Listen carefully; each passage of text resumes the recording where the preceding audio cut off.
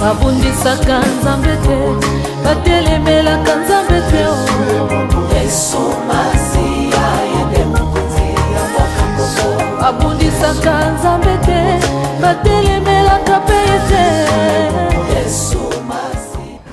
Bonjour mokeli mobimba balandia Éternité des TV pisika nyonso ezwali mibino en tout cas bakro bisou ebele na ba bon so ba s'abonner te na Éternité to s'abonner belé na ba bon so ba s'abonner déjà coup de chapeau. Alors lelo na lobaki na pesa mutumbo tete hein. Mais les pesika mokili mobimba donc lelo moyen na tanga makomo en tout cas c'est parce que temps ezalité to za marambo ebele ya ko développer. Alors développement toujours ça là ezaka biso moroté toujours senga pe ba capture na bino ba conseil na bino ba j'aime na bino et ko ça là vraiment bien. Alors le toujours na pasteur Samuel Kitenye. Alors pasteur Samuel Kitenye lo aye côté été lelo aye ko pese biso comme biso ba vérité il y a pasteur Moïse na pasteur Mike ba otai ko yemba nzembo bazali ba camarade comment lelo bazali ko yokana te.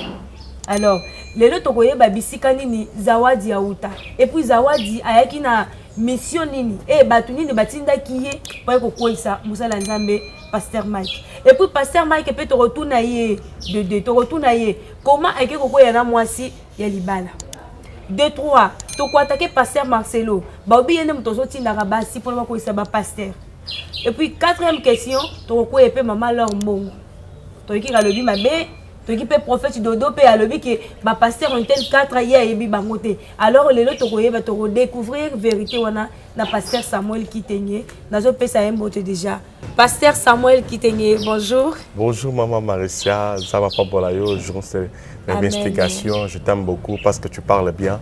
Ça m'a pas mollo toujours. C'est une macasse émission de l'Osouest pour la 3e fois. Ça sera pour la gloire de l'Éternel. Merci beaucoup pasteur Samuel. Qu'on se présenter.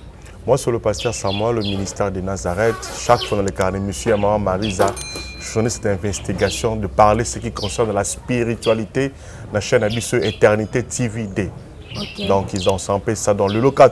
Nous allons plutôt parler c'est la spiritualité par rapport à la vie chrétienne. Diable a beaucoup plus que pour nous détruire l'œuvre de l'Éternel, mais tout pour parce que nous sommes là des combattants en Christ pour détruire les œuvres des ténèbres. Que ce soit la durée de la nuit, la lumière apparaîtra toujours. Ok. Merci beaucoup, pasteur Samuel. Je préfère au banana numéro nayo parce que tu as des chocho, tu as un bout ça n'a pas coupé ce numéro de téléphone. Bon, le numéro de téléphone déjà plus 243 84 04 65 189. Je répète encore plus 243 84 04 65 189. On se béga na WhatsApp. On va partager ce qui concerne le royaume d'ici. Ok, merci na papa social Johnny Passi quelque part et puis papa na Océane et puis Maïka. Première question à Bisso. Pasteur Moïse Mie et puis pasteur Mike. Bazaki bami bakoli ensemble dans la même église balé bileli ya molimo et puis nzoto esika moko basel pe album na bango ba featuring na bango zaki belé mais total dernier temps bazani koyo kanate ezani nezo le kana entre bango. Bon et lorsque les enfants de Dieu nous a donné l'amour. Au monde dans la Bible, Jésus avait 12 apôtres. Sur 12 apôtres, il y avait des apôtres au diable c'était Judas et Pierre. Pierre était trahi à trahir Jésus avant Jésus. Judas aussi, il avait aussi vendu le Seigneur. Mais Baki Baba apôtre au Jésus a une bago. C'était parmi les 12 apôtres. Bon, les Kambouya, frère Maïkina, frère Moïse Mbé, ils ont problème où ils ont entre par rapport à la musique. Vous savez, lorsque Moutoyo a servi Nzambe, a prié au Nzambe, ce qui Nzambe a comme le niveau de spiritualité, où il y a succès, et c'est un peu de conseil spirituel pour Bazala, pour nous sungayo. Et tout le monde a ministre, un directeur à cabinet, un conseiller Bazali, le même sur dans la spiritualité, ça dépend sur le maître spirituel. Ça veut dire quoi? De père spirituel, des conseillers spirituels, bateau baza mûr, ou ban expérience pour n'avoir aidé.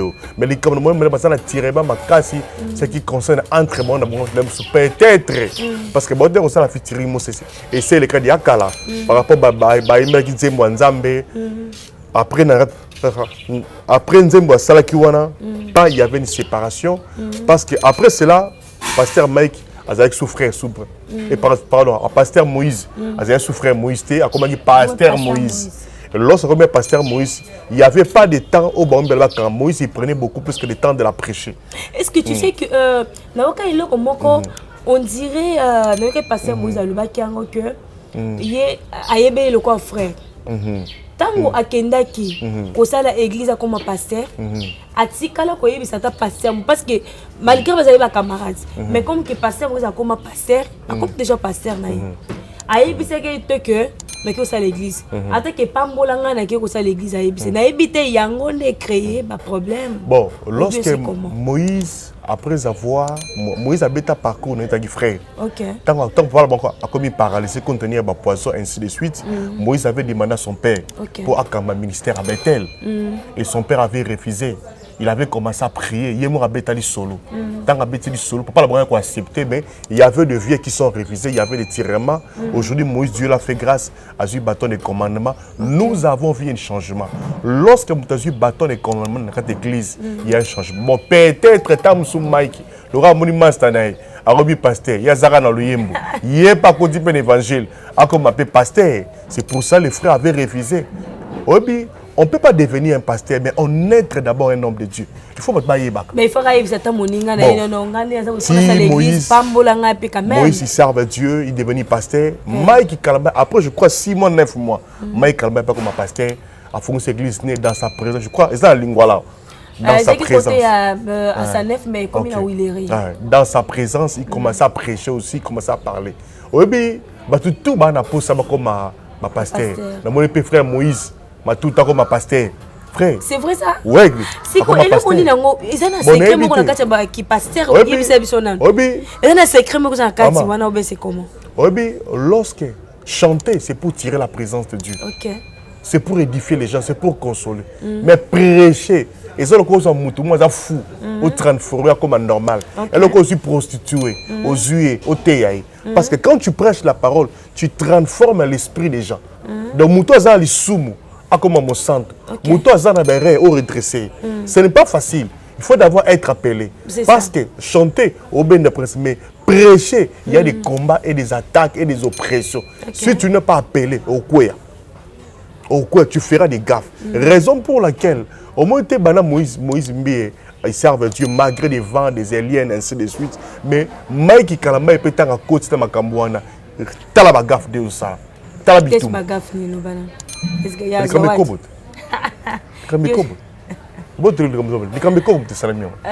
Les Kambe Kobo, il y a pasteur Mike, ce n'est pas que il y a sa première personne ou bien la dernière personne.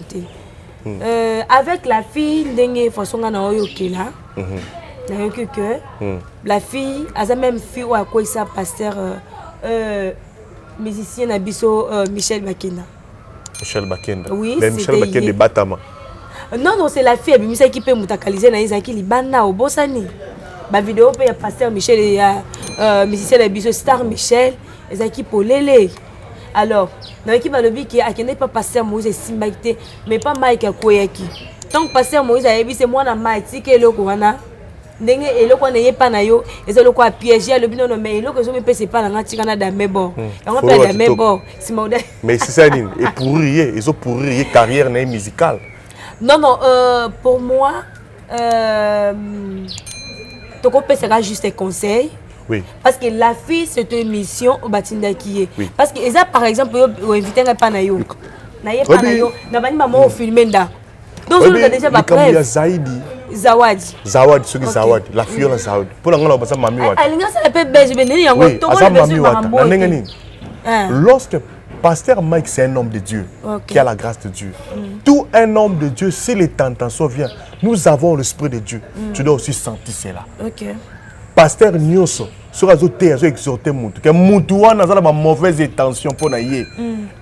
Il doit sentir que Moutou a une mabe. Mais pourquoi Moïse? Et pourquoi frère Mike? lorsque la sœur était venue, avec le système, il y a featuring. Le coup, il y a que Mike Alingambon ou Mingi. Azuye quand on a pour déstabiliser le ministère on la PCA. En tout cas. C'est ça. Parce qu'au moins, on a une conversation, on a une ah, au PCA, bon, tout ça, nos featuring. Au PCA, 1500, 1500 mouké. Papa, les dons est gratuit. C'est ça. La grâce est gratuite. Tu chantes pour qui? Pour l'éternel. Mais le coup, la diable a une faiblesse d'ailleurs. Au moins, il y a 12 apôtres Jésus. Mais bien que Judas a un trésorier. Mais quand il fait, si Judas a 300 deniers pour livrer Seigneur, parce qu'il connaît sa faiblesse, que ça qui mongo, Judas Iscariote. Le même ici, il connaît la faiblesse de Mike, c'était l'argent. Pour déstabiliser, il faut bien un fille en Azaï. C'est ça le problème. Bayanaye, Mami Wata, on a Bayanaye, Nanzela Mbong. Pourquoi on a Mami Wata? Non, non, quand même, tant qu'ils ont payé, on peut se maman, on a qui n'est pas. Allez, non, je ne crois pas. Je crois pas, je crois pas. Oui, bien, ça m'a passé, moi, je suis au Kabana, au Bébana, au Kabana. Alukasu madame soit tinde là à pourrir. Qu'est-ce que tu vois quoi ça est pour aller parce que le na moni a commis la page na e bon banda ko le ba bon moni beaucoup sans raison. Le coup là hier déjà ba carbone déjà.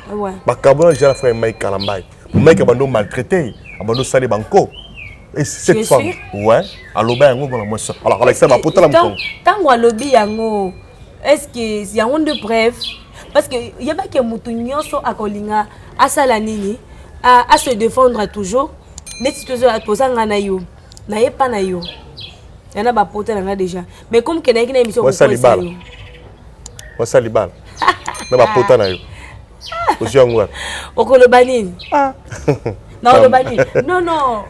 Samuel la balade n'a pas n'ayons kolangai. Samuel, ezaka po yo o mamutu mabe mengana mamutu mana. On a moi si mabe. Et là mon a ebisayo, on moni moi na moi si oyo. Si avec ça featuring, il y avait un plan. Le diable a besoin de temps pour séduire Moutou. Il prend du temps. Ça, tu as une sémence de psycho, mais à part, c'était pendant 10 ans, pour pourrir. Jésus a appelé ces paraboles à Abi. Il y avait un maître qui avait sémé le bleu. Le soir, les voleurs étaient venus s'aimer les vrais habits. Laisse les deux semences croissent, le bleu et les vrais. Au temps de la moisson, on rachera le blé, on rachera les vrais, on laissera le bleu. On les vrais qui étaient les diables. Les champs, c'est l'homme. Donc, l'autre diable a côté semence, mon cadeau psycho, mais à tiki en haut, tiétan. Au moment où nous sommes l'esprit impédicité, si côté, tiki 11 ans, 12 ans, 20 ans, 21 ans, il s'est éclaté. Impédicité bandée. C'est comme si cette femme, elle était venue avec une mission, et elle détruit. Sur Talima Diab, il y avait des succès. Et ça, là, jeune talent, Oyo. Mais à travers ma diable, pas découvrir. C'est ça le problème. Se retrouver. Mais le cas là, moi, si déjà, dès le début, il y avait un plan. Tu as aussi Australie, Moussika. Hein? Sokolia, ma mère, Australie, qui bonne. En tout cas, il y a un petit coteau. Hein? Là, c'est Australie, Sokolia, il y a Tindi et Tiao. Là, même la Bible, il était préparé par les Philistins. Pour nous, ça Samson. Il était préparé. Il prenait le temps de redécouvrir Samson. Pour Nayo, ceux qui fuient wana ayepa Nayo. Façon ni loko qui mali soumona ekobo wana. Papa, Dieu nous a donné de l'aide spirituelle. Non non vous êtes déjà na mbeto. Hein? Il y a yepé na mbeto. Maman. Et le koni technique ko sala que. Maman nanga. Non kolobate bani ngenga na poser question moko. Yo la na mbeto. Hein? Aïe. Pasteur Samuel, ça va. Tout solo là. Non, non, pasteur. Maman, Bible il faut l'impédicité. Ce qu'on benga, ce qu'on benga le bi, ça me l'a pas violé à boire qui s'y colle le bi na violé. Abo on ningini. Akolo ba ki a violé nga ngwana akatenga bilamba, amikati bilamba, biyo biso bana basi. Maman, na lobi e ben non ningini nga pasteur na la ndako nanga, na chambre nanga, mona mwasi mo akoti, a de sa chérie, ça veut dire c'est ngamo la ligne déjà.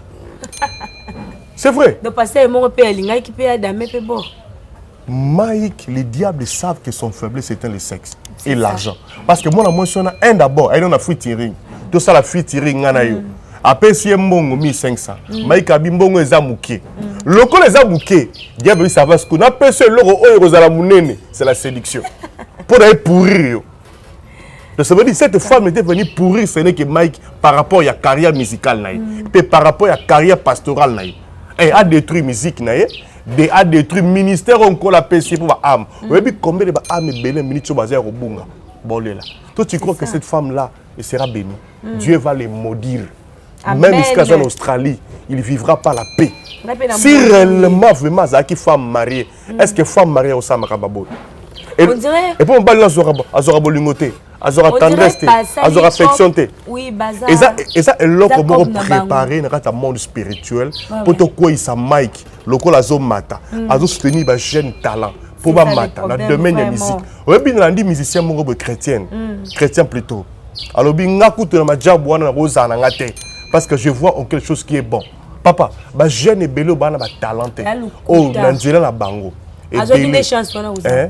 Et belé, va gagner vie à travers un job. Et belé ba mituka.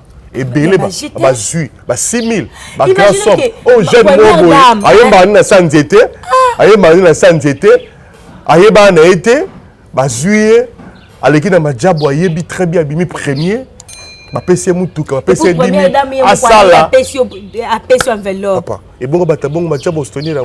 Siko yebisanga siko moi moi suis aye uniquement pour missionner pour nous reposer ça parce que ma job est tout à travers ma Kalambai. C'est ça oui. C'est à travers parce que bateau ba nango ba na Congo mais à travers ma Kalambai des sali ke ba s'installer chaîne na bon awa pour nous soutenir ba jeune talent. Mais ba vie o yo musique o si ba yema ba inspiration so ba jeune o tiki ba mata.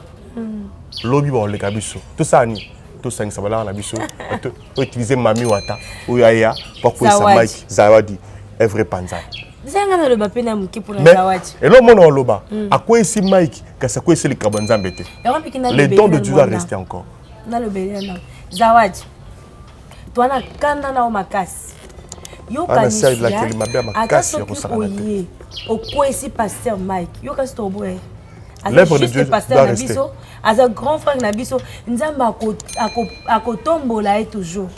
Baniki ba koisa pasteur Moïse non. Bokasa ki bato ba kolongwa na église.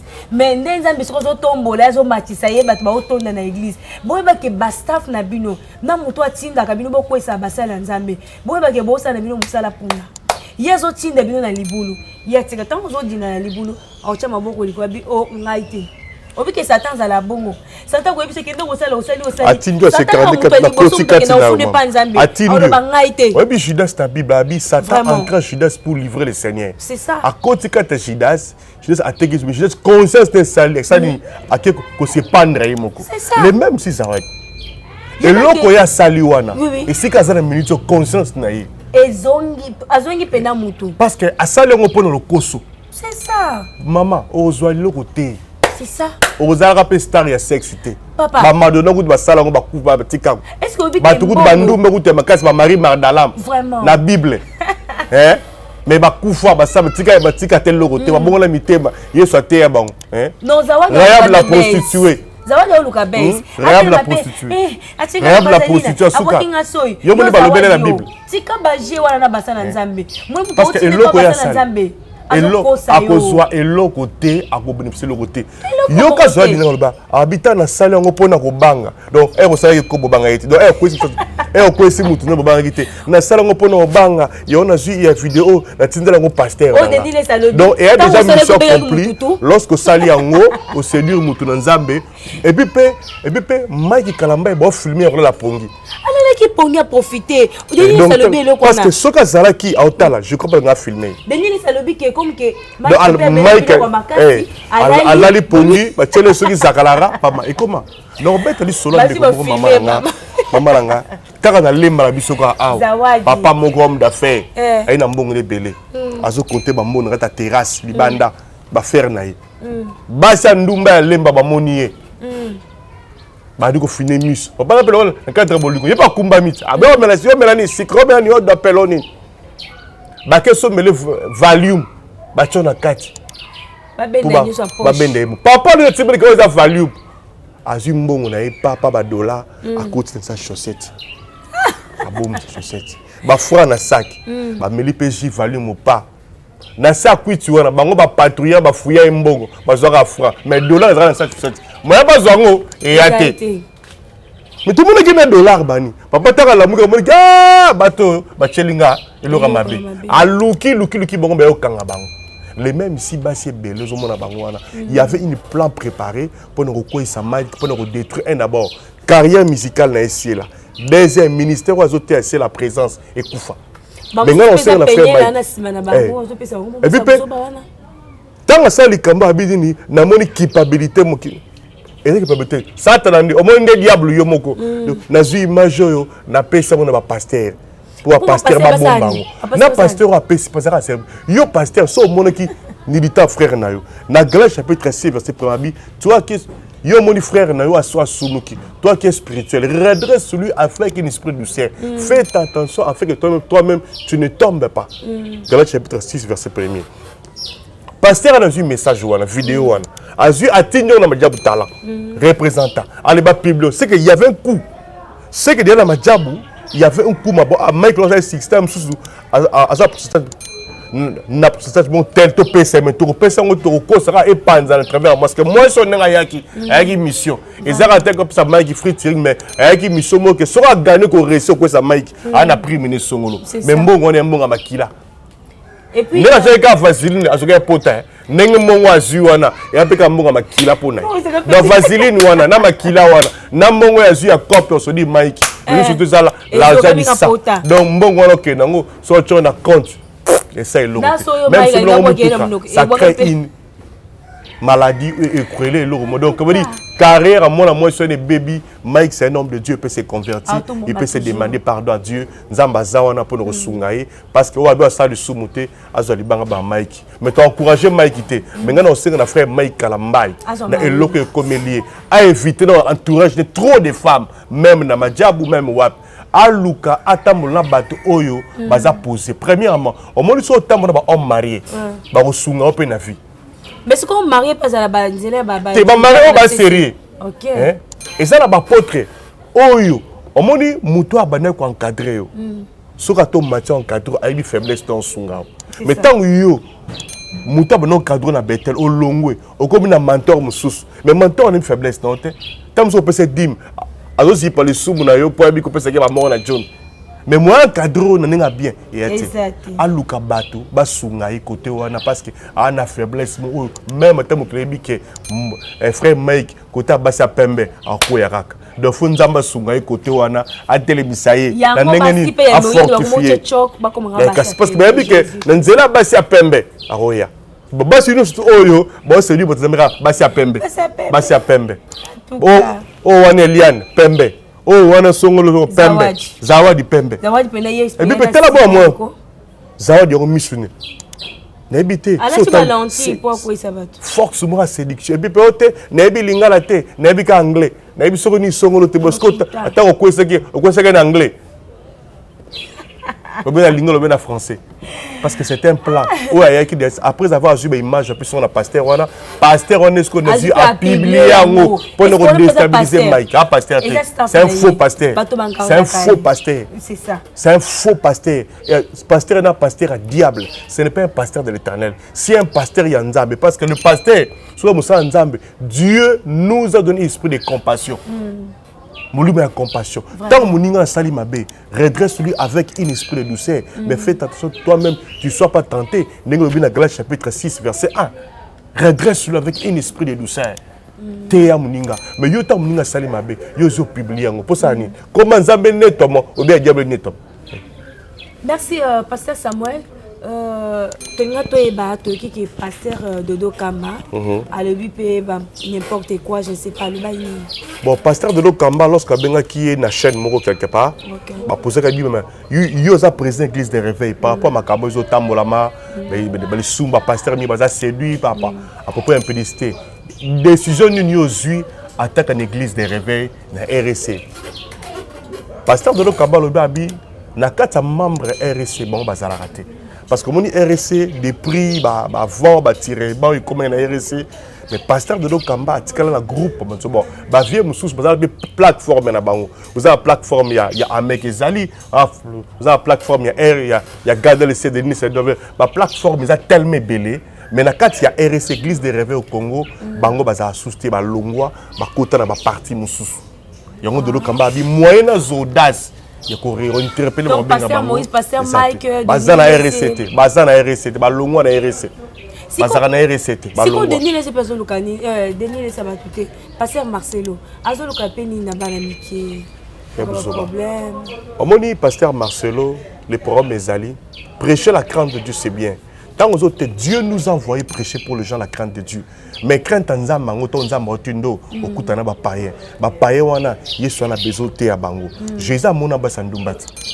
A qui m'a bango, a pas mela bango. A Théa bango, c'est comme ça, va ne pêche plus. Mais tant où yo mninga na sumuki, yo zo mema, message na yo, na ndenge robomai. C'est comme mutu na Nzambe sous. Ah même quand tu message pour na robomate, nga na yo ki cœur. Ye staff wana ya basi mto konzaka bakena koisa baninga na pasteur. En tout cas, ceux qui vraiment écosent la pasteur Marcelo. Et puis pasteur Moïse azaki na ba voice na ye wa ebisi que petit na nganga pe na momi moko libanda mboka. Est-ce que olanda na mambwana te? Pasteur Moïse pe lobi est-ce que makambozo le ba no ebi que na enregistrer yango akati ya kati téléphone. Donc Marcelo aza source ya basi. Pourquoi yo za pasteur? Mais comment vous avez pour bénéficier quoi? Hein? Bon, pasteur Marcelo, c'est un pasteur, je le respecte beaucoup. C'est un homme de Dieu. Il prêche bien, c'est la crainte de Dieu. Mais ceux qui ont dit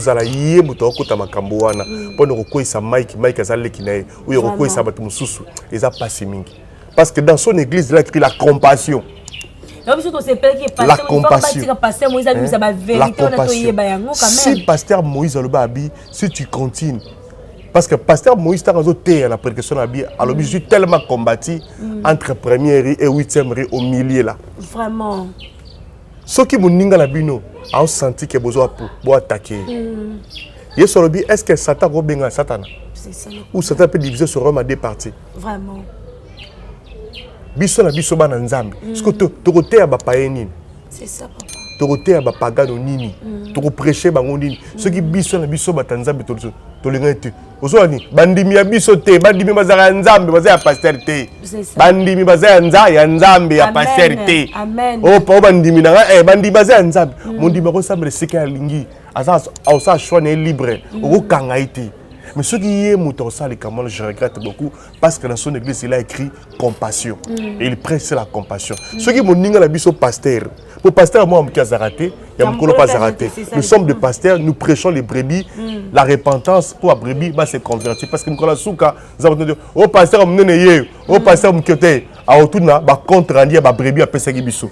Est-ce que tu me mets bon na sali ou tu me mets bon na péché. Mais ceux qui pasteur Moïse a une erreur naïe où ils allaient passer yoko zoango au pibliango po et quoi porter ni vraiment et quoi porter netidine et l'on ni quoi porter nani na mukila zanga passé qui n'a pas le passé Paul à qui malfaitait Jésus l'a appelé Pierre était un pécheur il s'est dit sur toi je pécherai sur toi je bâtirai l'église je te ferai pécheur d'homme. Si pasteur Moïse a des erreurs de qui jeunesse naïe mais à ça il a connu une faute. Mais toi qui es spirituel, redresse-lui avec un esprit de douceur. Et puis, mais je suis comme ça, imagine un cas là où il y a un peu ça, il peut pas nous parce que c'est que on a tous ces serviteurs en Zambie, comme il y a diable. Agis-moi ce peu oh babouta na pasteur Moïse, avec le courage ko bengaï. Quel courage au pasteur? Nalobi hein, ceux qui pasteur Marcelo, balobi va parler passer naïe. Il sera content. À ça moi na lemba. Moi le befo. Ah bon? Ah ouais. Ah, à ça moi lemba. L'école, l'église est bandable, la compassion est bandable, la tyrannie. La route bypass. Il n'a jamais fait l'erreur. Avant la moitié, Azara la moitié. Azara la moitié. Moi la bim soumte. Azara la moitié, il est passé. C'est pas vérité. C'est pas yango. Azara le passé. Mais est-ce que le passé n'est pas béton? Donc ça vous saute belé quand même. Ah, il a l'air passé. Le passé n'est pas béton. Ce sont les passés restent les passés. Moutoutou n'a vu ça le passé. Lorsqu'il était là-bas, si il y a comme la première, parce qu'il y avait l'argent à payer, il fallait bâtir une ministère. Les gens sont mirmirés dans le salon. Mirmirés belé. Que pasteur Marcelo un homme sérieux, ma personne mon pour l'église, il y a son bout première que fouté là. Aux une dame ça restaurant na système Mobutu. Ah bon? Est-ce que j'en parlais de ça? Ils sont les passés. C'est ça. Quand tu prêches les gens la crainte de Dieu, il y a bateau qui passé na yo. Ils en a bas les bateaux passé na yo. Mais tout terre a tout passé, tout terre a le présent, puis tout le sera amour. Ceux qui ont dit que Souma Bato Sambelate. Qui n'a jamais fait le péché? N'a salaire à part Christ. Même les apôtres, il y avait des erreurs. Paul a qui malfaiteur, Pierre a qui péché.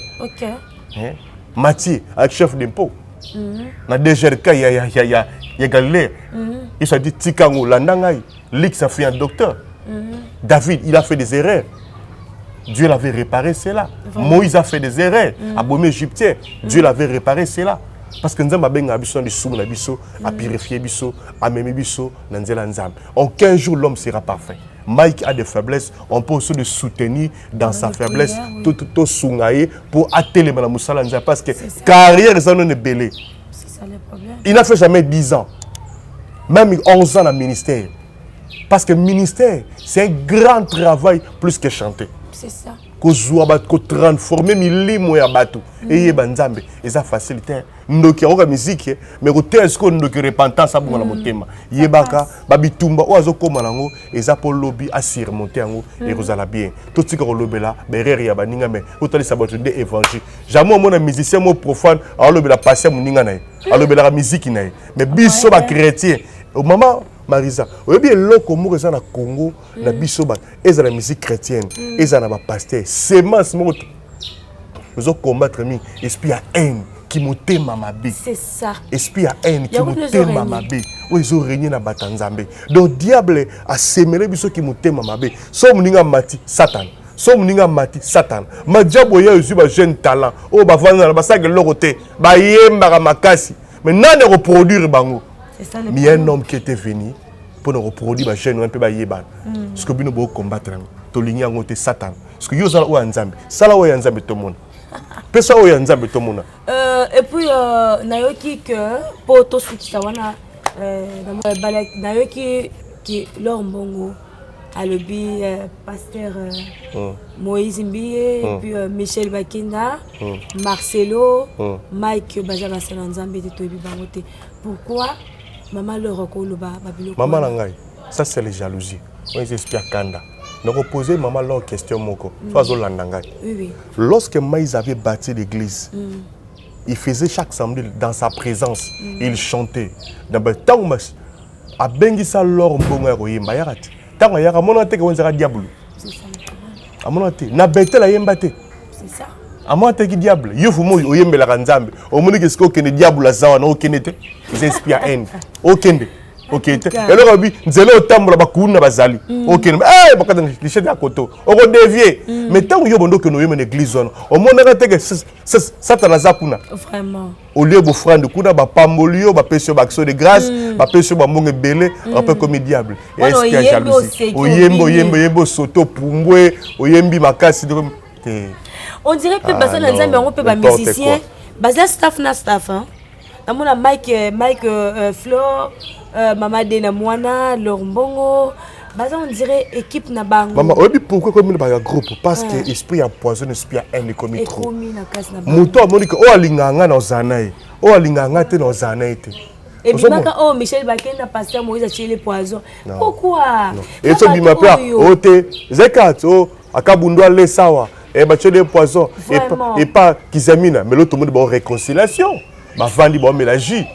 Les rumeurs des gens. Ce sont des hommes de Dieu, Bavandi, pasteur Kizabina, na pasteur Kabundo Alessa, Bavanda, dernièrement, Basololi, Kalaming était good, bon ça l'action.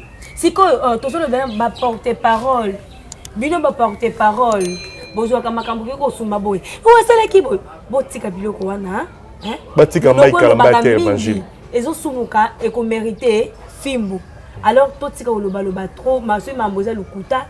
Bon, je vais ça, oh, Joël a lobby, oh, chanteuse à Mike, Alongo, c'est basé métro, à PC 10 000 à Lumbachazo. Est-ce que moi, on a bali nanté? Ce qui va salir le Kwana, à Koloba, parce que mon balou soko bala était un problème. Mais comment Koloba Mambalou Kuta, Joël a batonga na sali, na Luki na sali recherche, na Joël a un problème, puis à ça qu'on a l'église à pasteur Mike, avant il est tranquille. Et il comprend que.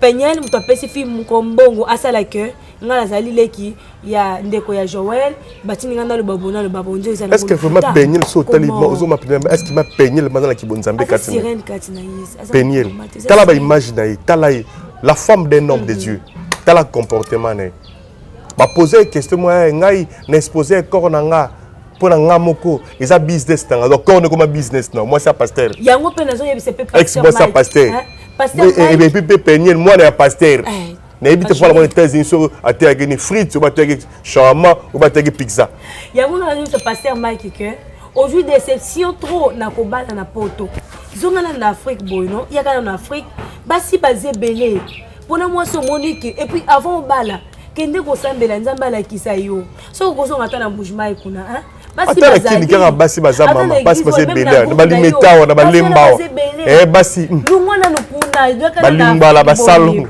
bala ma campagne basalo belé parce que tolingi te okuya na eloko moko mabe un pasteur mai oteki basi belé na groupe na yo bazali na église batu bazé belé na kini on qui ne kobala kana États-Unis metala lelo yo pour que kobala a pesa bana na yo soki bakoli bakoti internet bakoti oh nzoto mama na biso en tout cas ba wina mama bango eza faute yo papa hein longwana nukuna yaka na Afrique basi bazebele pasteur Mike koko ya na yo ngai sala ngamabe tango belaki en tout cas ngai sala ngamabe na bino pasteur Mike ko kufa bote nzambe vraiment ayembara bien ozoka papa to bondeli yo pour le moment luka mwasi na Congo tikala nuba na poto bana France tika bango pasteur Samuel tozongi pa na yo conseil ya mpousser parce que ministre na biso stili déjà ngana osenga na maika na mbai na musalo à côté ya nzambe c'est le chemin le plus difficile c'est un chemin il y a des épines il faut chercher ajouter connaissance pe alukaba bonde la pone peut-être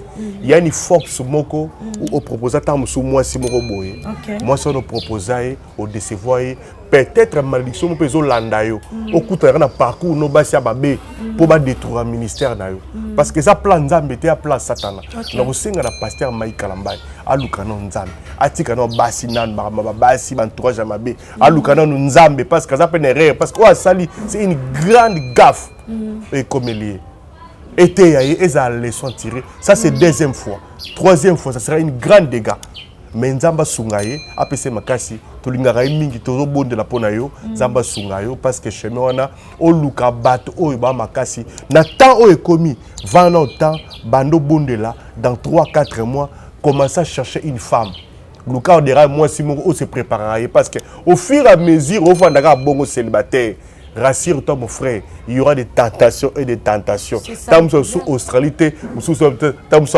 Hong Kong, aoya, aouti sigi mbogani na aoya. Mais souci na pesio, zoa ta ko réfléchir dans yomoko, makambo zo komela yo, ça ce n'est pas Dieu. Ils ont quoi foncer yo na carrière musicale, ils ont quoi foncer dans quatre évangile, dans ministère obadi pas même 50 taneng de sebandi ko bundisama. Zoa ta lukanzambe robonde la, Zambe a délivré a peso makasi, ya ko surmonter les sumu parce que aux ko surmonter loko wana te. C'est que force mo zo benda yo. Zamba peut soper esprit à discernement. Tu as qui bon Nzambe katina yo vanda. So qui bon Nzambe vandi ata moi celle soumdene Zamba aussi remonter. Merci beaucoup ce pasteur Samuel Kitenge. J'espère que vous solandier ni to sali développement na biso. Alors to sali ka biso mi balete wa ko za na idée. Cha idée na yo na commentaire comment to koyeba que kinga na lobi bo ba appel pe. Ma numéro na biso ezali wana polele okobenga toko ya mayo pasteur pesanga 3 personnes beauté na pesi mbote na apôtre Johnny Samba Pambolaye pe na pesi mbote na maman Fallon Samba Pambolaye la servante de Dieu pe na pesi mbote na maman Jocelyne Beni motema ya papa papa andi quoi que Dieu vous bénisse tous à la posa na yo na Congo pour un séminaire. Que Dieu vous bénisse. Bye bye. Merci beaucoup, pasteur Samuel Kitenge. Alors, on a pesi Penzambe, on a pesi na pema, on a pesi Bambote Belé, et puis on a bosanité maman Oyabota Marisa, on a pesi gros bisous, et puis tous à la brancher, tu aimer, te partager, te contenter à la prochaine. Babundisaka nzambe te batelemelaka nzambe te Yesu Masiya yende mukonzi ya mboka Kongo babundisaka nzambe te batele